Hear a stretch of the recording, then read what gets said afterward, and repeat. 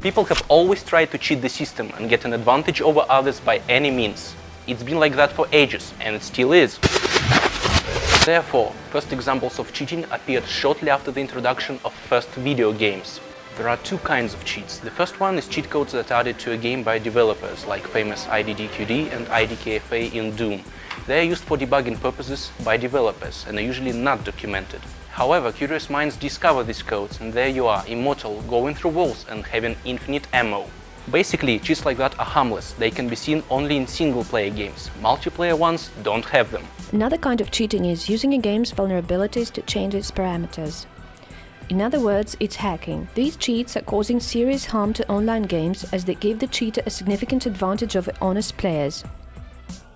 Perhaps none of the popular multiplayer games managed to avoid cheating. This was the case with Tanki Online as well.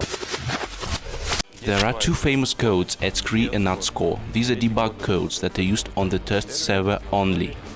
All the other cheats are illegal. Using them is a direct violation of the rules of the game as well as breaking the law. First cheats appeared near the beginning of the life of the game, in the late summer of 2009. Tanki Online was just a couple of months old. The game had basically no protection from hacking back in the day, so there was no need in making special software, just some program that would allow to interfere with the game's resources. The first cheat is speed hack. Using this special software, players were speeding up the game timer. Their tanks were moving and reloading faster, which meant higher damage. Speed hack was quite common and was even used by some unscrupulous clans in cybersport battles. Even slight changes in the game timer used to give quite a significant advantage to experienced players. Cheaters' railgun was reloading a bit quicker, and often it was enough to decide the outcome of the battle. Proving that someone used the speed hack wasn't easy, but it was done, and all the clans convicted of cheating were disqualified.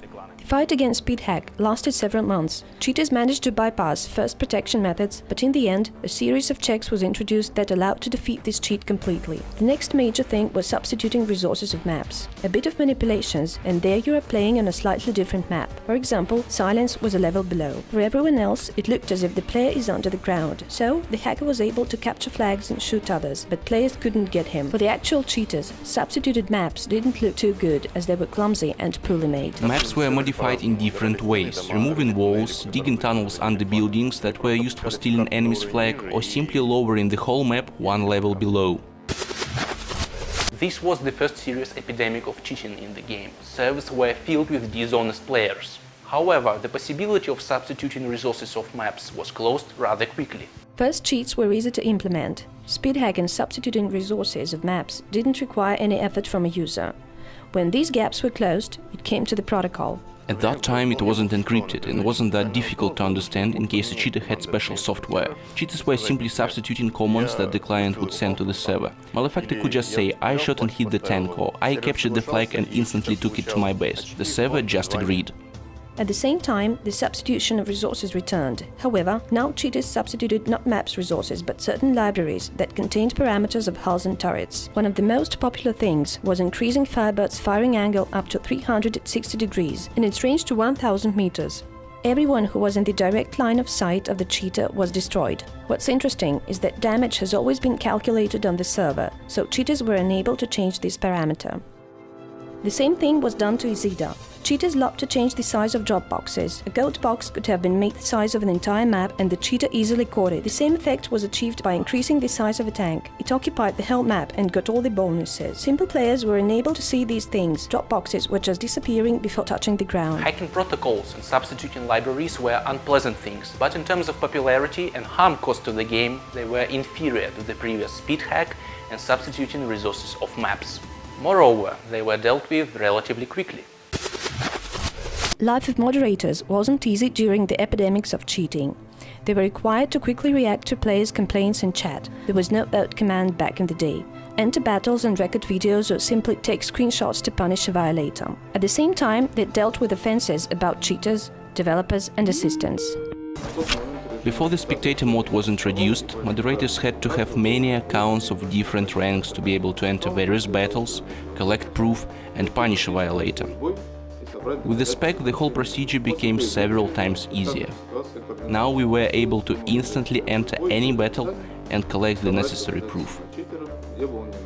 But still, this activity took almost all of our time, and someone always had to be on duty at the expense of their personal matters to at least somehow help the players.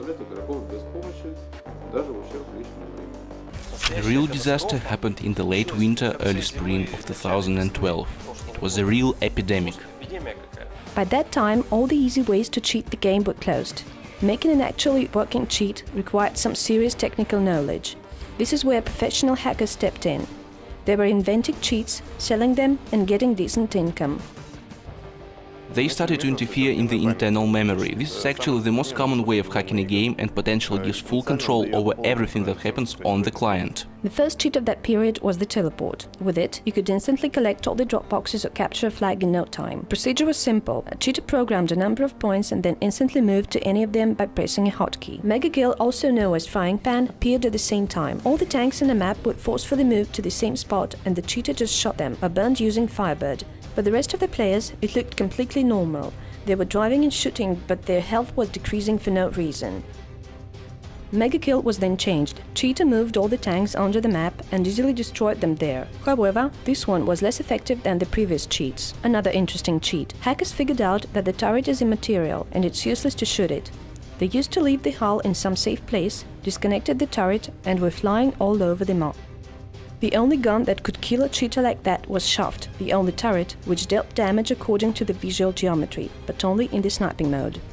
Sometimes, hackers hid their tanks inside buildings and shot everyone from there. Sorted cheat. A cheater used to place his tank onto the flag of this team. At the same time, enemy's flag should have been in direct line of sight.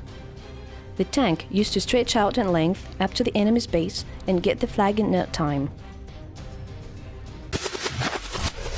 There were lots of cheats and they were actively sold for money. Hackers used to sell whole packs of cheats.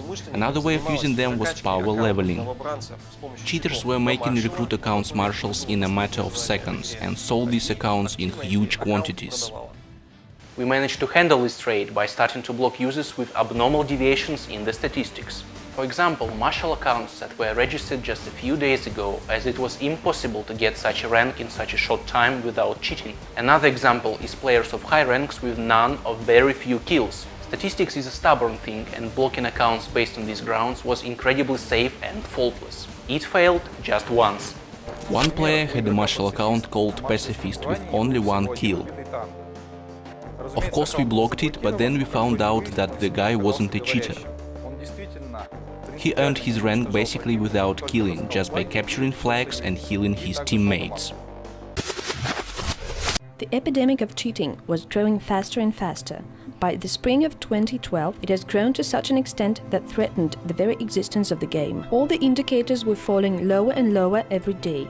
In a relatively short period of time, the maximum number of players online got from 60 to 30,000. Drastic measures were needed. In our fight against cheating, we even tried to address cheaters themselves. There were those who offered their help, but in the end, this cooperation gave nothing. There was no tangible benefit from these kind of cheaters.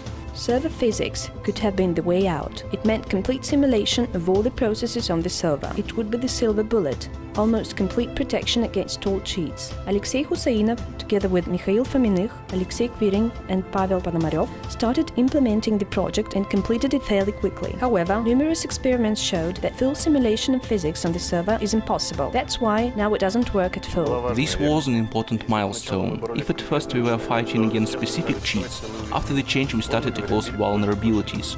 We began to think strategically. At the same time, we came up with a system of server checks that would allow to separate actions of fair players from cheaters. Step by step, all of these cheats were defeated. Anti-cheat created a year ago closed the vast majority of weak spots in the system. And the main thing, starting from that moment, any cheats that give a really big advantage over others became impossible. Of course, the remaining small things are annoying, and that is why a new anti-cheat system is almost ready. This is the next step of improving the anti-cheat software. It is really thought out this time. Of course, there isn't a system that is 100% hacker-proof, but the game's not worth the candle this time. Achieving a significant effect will be impossible. By the way, it was cheating that ruined the Madness map. It had a very unusual geometry. A fall from the top of the map resulted in a tank gaining tremendous speed and literally punching through the texture of the map. Server used to decide that it's cheating and removed the player from battle. Madness was extremely popular among cheaters. All these things prevented users from comfortable playing.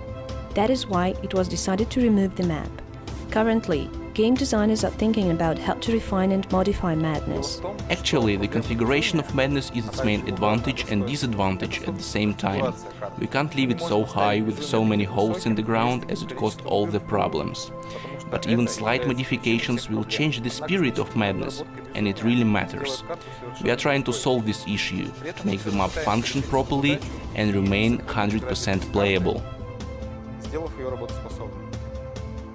Another innocent victim of cheating is Moon Silence. Unfortunately, the map will soon be removed from the game. Phishing has always been another serious problem for players along with cheating. It has many different forms, but the goal is always the same: get your account information. It can be any resources that offer you free crystals, awards, moderators' powers, an invite code to the test server and things like that, and ask you for your login and password in exchange. Phishers can pretend to be technical support representatives and tell you that your account will be blocked if you don't provide your password. Remember, crystals can be earned in battles or by taking part in official contests that are organized in the game forum. There are no cheats to get free crystals. And the most important thing, real employees of Tanki Online will never ask for your password. We don't need it to help you. There are plenty of phishing sites on the internet and we are doing our best to shut down all of them, but still, be careful. The fight against cheating wasn't easy. It happened that we suffered defeats, but now it's all under control. The last half-hearted attempts of cheating can still be seen in the game, but in the near future, with the new anti-cheat released, they will come to naught.